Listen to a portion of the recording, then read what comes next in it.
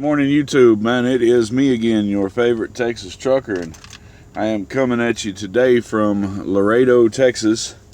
I'm currently sitting at the TA here, and I'm fixing to cook me some breakfast. So I thought that what I would do is take the time to make a video while I am in the middle of cooking breakfast, because I don't seem to have any time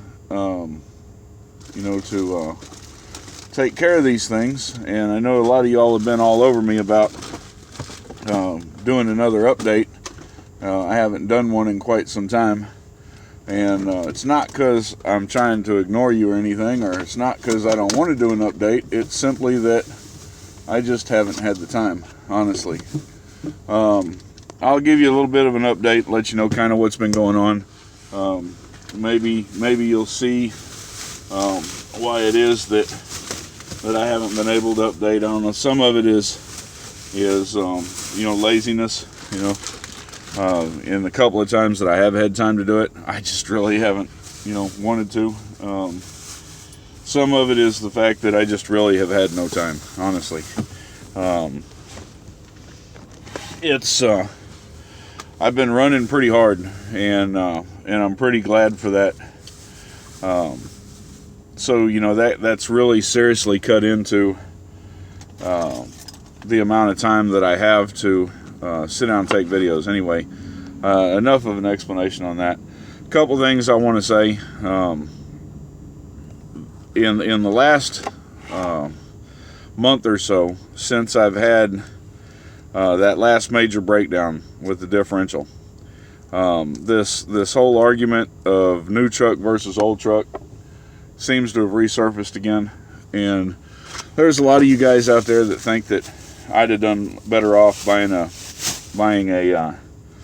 new truck, and a new truck's just not in the works. It's not going to happen. Not only because it would create way too much of a cost for me to absorb with the market the way it is, and with the projections for the market to come. By the way, I'm cutting up jalapenos. So that's definitely one issue. In my opinion, one of the primary objectives as an owner-operator in my business model, and like I've said before, what I do may not work for you. Just because I do it doesn't mean it'll work for you, okay? There's a lot of things that have come into play in me making my decisions to run my business this particular manner that may not fit for you, okay? But in my opinion, the primary objective is to keep your overall costs down, okay? And so, and part of doing that is to get a truck that I can have paid off completely within a year or so.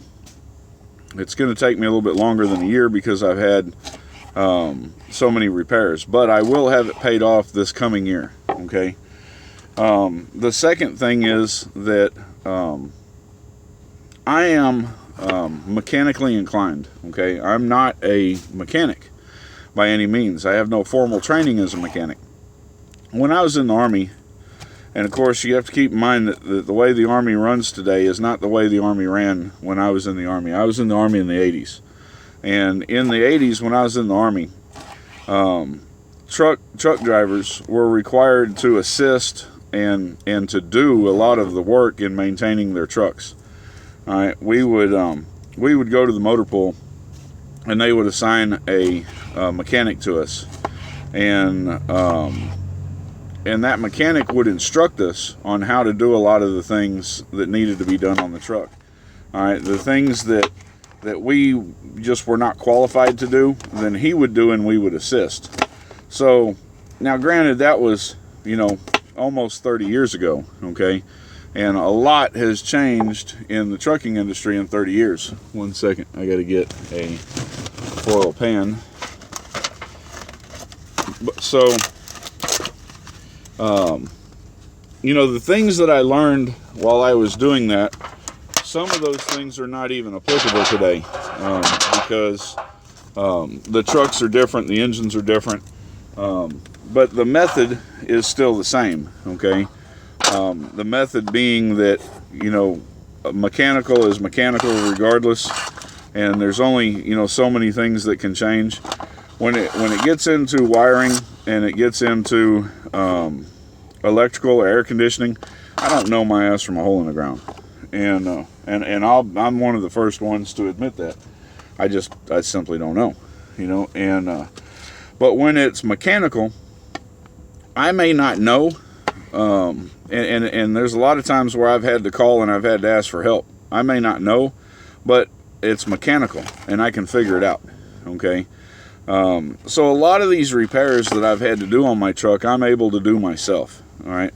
When you look at the repairs that I've had a lot of repairs, all right? But when you look at the repairs that I've had, there have only been 2 major breakdowns in the whole time that I've owned this truck that I have required a mechanic to take care of, and has put me down for longer than a day. All right, now, I had a wheel seal go out. When I had a wheel seal go out, I went and got a mechanic, but that wasn't a major breakdown, and I was back on the road again within a couple of hours, okay? So the 2 major breakdowns that I've had were the ECM, when the ECM went out, and when my differential blew, okay, which I thought was my transmission at the time, but it wasn't my transmission, it was my differential. All right, and so those were 2 major repairs, and those 2 repairs alone, the ECM run me $4,500. The differential run me $4,000. So those 2 repairs alone were $9,000, you know, close to $9,000, $8,500 of my total repair costs. All right. Most of the other repairs that I've had, I've done myself. You know, we had the starter went out, which I had a shop install it, but I could have installed it myself. That was a repair I was able to do. I just didn't have the tools that I needed to do it at the time. So my starter went out. My alternator went out. All right, and my alternator I repaired myself. All the other stuff that's gone out on this truck have been relatively minor issues, most of which haven't had me down any longer than a few hours. You know, and so when you ask me, or you try to convince me that buying a new truck is the way to go, that I'm screwing myself in having this old truck, I still look at the issue that, okay, let's say a new truck, we'll just say a newer truck, okay, let's just say a 2012 truck, okay, 2012 is a good number, I think.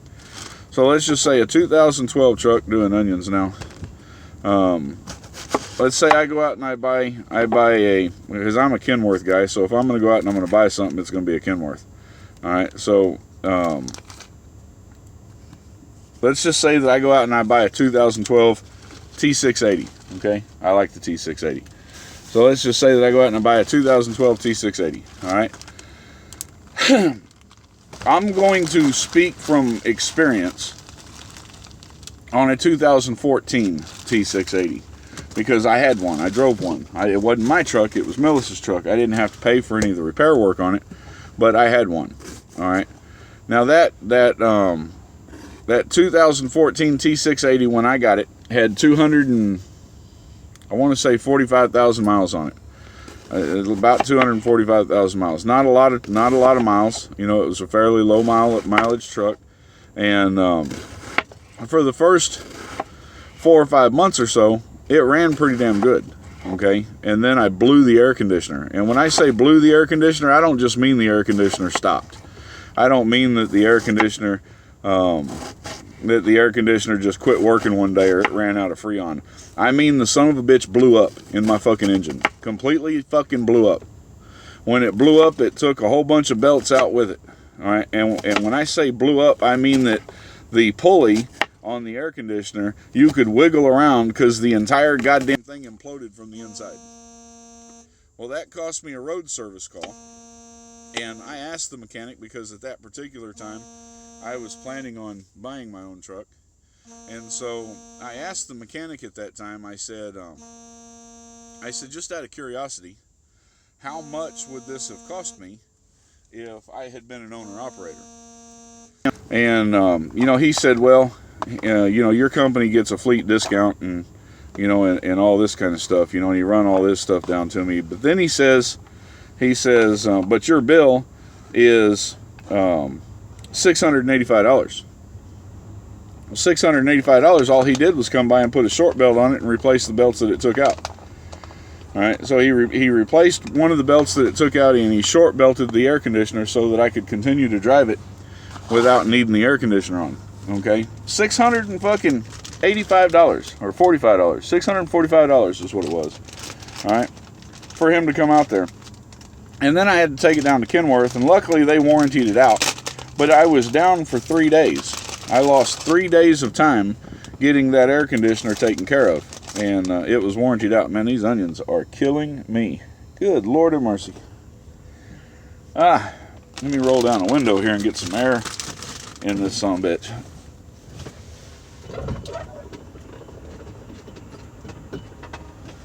All right, so now we're doing mini bell peppers. All right. So anyway, $645 and 3 days down for a damn air conditioner on a relatively brand new truck. All right, no big deal. I'm out on the road again, and 3 days later, lost 3 days worth of income. As an owner operator, that would have been, I'm going to say that probably would have been about $2,500 loss, plus the $645 road call that was discounted. I don't get that discount. All right, so next time, this is about 2 months later. About 2 months down the road, the fuel pump on the truck goes out. Okay, so the fuel pump on the truck goes out. I have to get the truck towed, and I didn't say much about this at the time. It wasn't that big of a deal, and I was pretty close to a terminal. So when I posted on Facebook about it, I just posted the truck was back in the shop. So truck gets towed, it goes to the shop. Again, it's under warranty, but I lost another couple of days. So there's another couple of days down, about another $1,000 out the door because I lost time. Now the tow cost, which would not have been covered under warranty, I would have had to pay for that, was $400 and something. Okay. Anyway, to make a long story short, because I don't want to take up the whole video talking about this, but to make a long story short, that truck went in the shop 4 different times for DEF issues. All right, in the 4 times that it went in the shop for DEF issues, they never could figure out what the problem was, so they just changed shit. They just randomly picked stuff and started changing it. I was down the first time for a week. I was down the second time for 3 days. The third time I traded the truck in because I was leaving the company, and I took a loaner truck and drove it home. Okay, so the point being, and that truck was down. It was down for a computer problem, an ECM problem. It took them 2 days to diagnose. And then so the point is that just because it's a new truck doesn't mean it's trouble free. Okay, you're going to have just as many breakdowns. You're going to have just as many fucking problems, and there's going to be just as many issues with it, especially when it's a new used truck, meaning that it's a truck that may be new to you, but somebody else has run it. You don't know how they run it. You don't know how they took care of it. You don't know whether they took care of it. All right, and so you don't know what kind of condition that truck is going to be in when you get it. So new versus used. The maintenance issues aren't going to change. Okay, now if it was brand new right off the showroom floor, maybe. I can't afford a brand new truck. It's not even in the option. Even if I wanted a brand new truck, it's not in the option. It's not going to happen. But anyway, new versus used. New truck does not mean, or used truck, new used truck. Let's say we're talking in the 2011, 2012s, relatively low mileage. All right. take a look at this real quick. You see what we're doing here. I'll show you another shot here in a minute. Anyway, it doesn't mean that you're not going to have any problems with it. What it means is that most of the problems you have are going to be under warranty, but that's a mixed-edged sword. See, with my truck, I can take my truck anywhere I need to take it to get repaired. All right, if it's Kenworth, then it's Kenworth. That's great. If it's not Kenworth and it's somewhere else, then that's great. I can do the repair work myself and not worry about voiding a warranty, okay, because I don't have a warranty. So, you know, I can be on the road a hell of a lot faster. You go to Kenworth, you're going to be there for a few days. You know, hey, it's just the way it is. Here we go. And we are going to stick that in the Road Pro. So let me get that out, get it plugged in. And so anyway, I just kind of wanted to discuss that because I've had a lot of repairs. All right, I've had quite a few repairs on the truck. There's a lot of folks that think that because of the repairs that I've had on the truck, that it validates my or it invalidates my claim that the new truck is or the older truck is the way to go. Give me 1 second. I'm gonna crank my engine on because I'm cooking and I'd rather have my engine running while I'm cooking.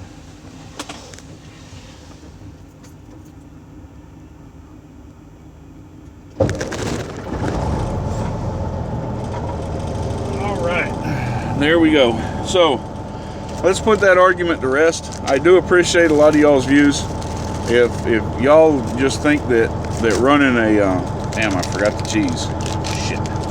If y'all think that running an old truck like I run is a bad move, man, hey, I'm not going to say nothing against you for running out and getting you a new truck or the newest truck that you can get.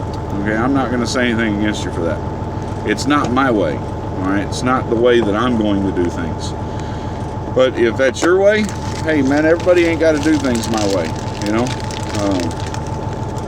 I give you my way because it works for me and because I like it. You know, you don't have to do things my way. We just top it with cheese and then shut it up in here and let it cook. All right, so let's go ahead and shut this up in there and let it cook. I doubt that it'll still be cooking by the time I finish this video, but I might just pause the video so I can show you the finished product. All right. Anyway, I do appreciate y'all's views, but man, I'm not going to change mine. I've got about $18,000 in repair work now into this truck. I'm still about $6,000 under my budget for the year. The budget for the year was $24,000. For the repair work on this truck. All right, so I'm about $6,000 still under my budget. It's December, middle of December, the week before Christmas. I'm going to take a week off for Christmas and go down to Houston and visit with family, and then that'll only put me a couple months away from about 3 months away from the end of my budget. So possible I could go over my budget, but if I don't blow $6,000 more in the next 3.5 months, then I'm good to go. All right, and then we start next year's budget. Next year's budget is also $24,000. The reason next year's budget's so big is because next year I plan on doing a full end frame on this truck. I'm gonna do a full end frame. I'm gonna change out the oil pump, the water pump, and the fuel pump as part of the end frame, and I'm going to change out the transmission from a Super 10 to a 13 speed. And then once I've done that, the only thing left really mechanical on the truck is going to be that rear differential. And so I'll have that pulled apart, looked at, have the bearings in it changed, you know, and put back together. And then I'm going to turn my attention to my suspension, you know, getting a 3-axle alignment, changing out all my shocks, checking the front springs to make sure they're still good, changing them out if I need to. I'm probably going to go ahead and change out my kingpins, and one of the spindles on the front has got some scarring on it, so I'll probably change it out also. And then I've got this wishbone suspension in the back, and I'm going to have it checked and have pins replaced in it if need be. I figure that'll run me pretty much all of my $24,000.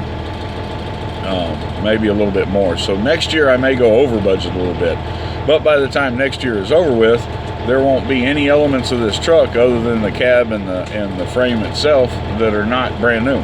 Everything else on the truck will be brand new. So anyway, that's where we're at. So I told you I'm in Laredo. I picked up a load. This hasn't been a great week financially. I picked up a load. It wasn't a real good paying load, going up to Oklahoma. Delivered it, and then picked up a load in Oklahoma, or deadheaded over to Springdale, Arkansas, where this truck broke down with the differential. Last time picked up a load, brought it down here to Laredo, and it was a decent paying load. It was all right, but you know, it's not a good money week. But last week was fantastic, so you know, I mean, I'll make up the difference from last week, and you know, we're still going to make good money. All right, breakdowns real quick. As I'm running out of time, I've only got about 5 minutes left, and I do want to pause it and show you all the finished product on this meal if I'm able to do so. So anyway, breakdowns or mechanical issues. I took the truck home. I got the truck home. I parked it, and to make a long story short, when I went to go leave back out the next day, it was dead. I mean, completely dead. Like, no power at all. Like, I didn't even have dash lights, you know, like nothing. It was dead. And I don't know why it was dead, because I had the entire truck plugged in. I had a battery charger plugged into the truck, battery tender plugged into the truck. I had all of my internal stuff was plugged into an extension cord going into my house. There was no draw on the engine, so there was no reason for the engine to be dead, but it was dead. So I tried charging it up, it wouldn't take a charge. I tried jumping it off my car, it wouldn't take a jump. So I pulled the batteries out, pulled all 3 batteries out, took them down to Napa. Turns out that every single one of all 3 of my batteries was bad, which is just astronomical. The chances of that happening are astronomical, because all 3 batteries were brand new. And I had all 3 batteries changed in the truck less than 6 months ago. 2 of them I changed out at one time, and then the 3rd one I changed out 2 weeks later. And all 3 of them were Napa batteries, and all 3 batteries came from the same batch. So it's just that to have all 3 of those batteries go bad at one time, is the chances of that happening are just astronomical. And that's my luck, you know, that's the way my luck runs, you know. So I got those batteries replaced. I got home, I left, I was gone for a couple of days. I came back through the house.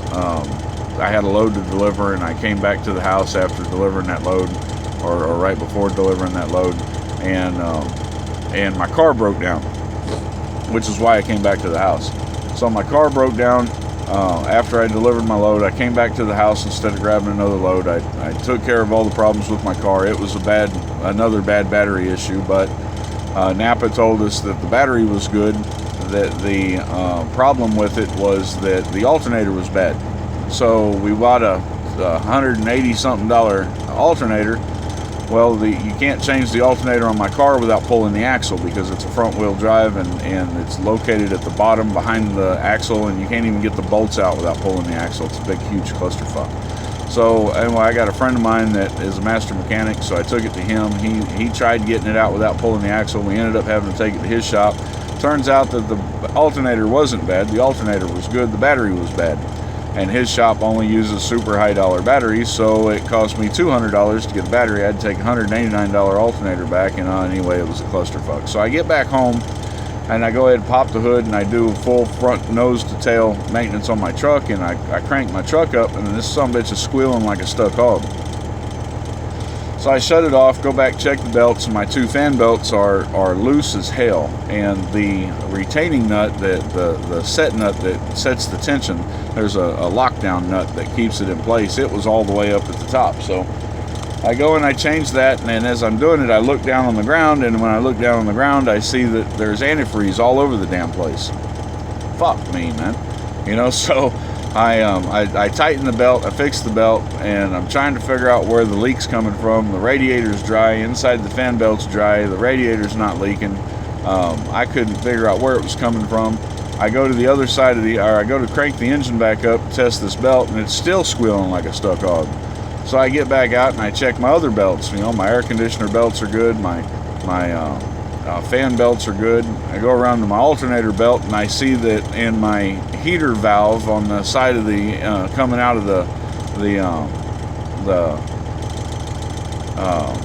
whatever, the radiator is just pouring antifreeze out, and it's a ball type valve, and it's just coming out through the top of it, through the handle, so it's got to be replaced. So anyway, I checked my alternator belts, and both my alternator belts are loose. So I guess whenever the fan belt got loose, anyway, I don't know, something happened. Anyway, it was loose. I don't know how it got loose, but it was loose, and it was really loose. And I don't know how that happened, because I just checked them 2 days before. Anyway, I tightened that up, got it tightened up. Then I had to go down to the store, get a new ball valve, come back, replace it. I had to drain 6 gallons of antifreeze out of my truck in order to do that. And anyway, finally I got it changed out, and everything's been fine since. We're still leaking oil. I think I got some bad rings. I'm going to put some oil treatment in there to try to take care of that, or slow it down a little bit, at least long enough for me to be able to get up the money to get the end frame done. So that's the update. That's where I'm at right now, and I got just enough time left on this thing, I think, to show you this meal when it's done cooking. So I'm just going to pause it right now. We'll be right back here in a minute.